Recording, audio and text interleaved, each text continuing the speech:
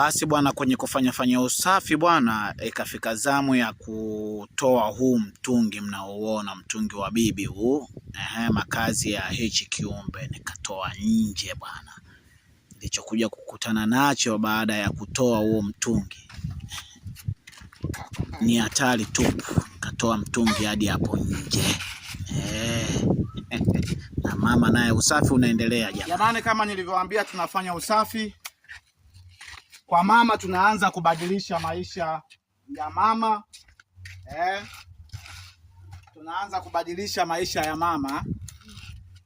Tunaanza mwanzo kabisa ili mama aondokane na hii hadha, na yeye yuko tayari. Tumetoa humu ndo alikokuwa anaishi, si ndio? Tumia sauti mama, watu wakusikie. Humo ndo alikokuwa anaishi. Humo ndo alikokuwa anaishi? Humo.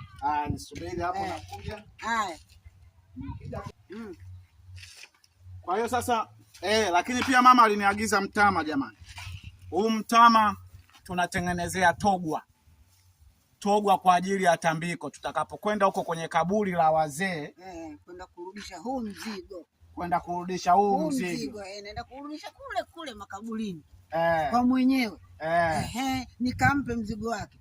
Basi ndio tunastahili togwa, twende nalo. Kwa hiyo mtama jamani tutatengenezea togwa.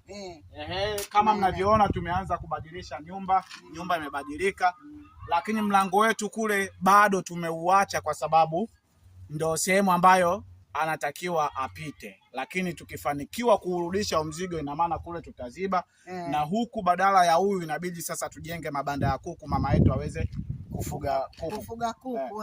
Kwa hiyo mkatoka hapo. Funua. Funua. Nifunue tena? Funua. Funua, maana ndo tunasafisha. Ndo tunasafisha, funua.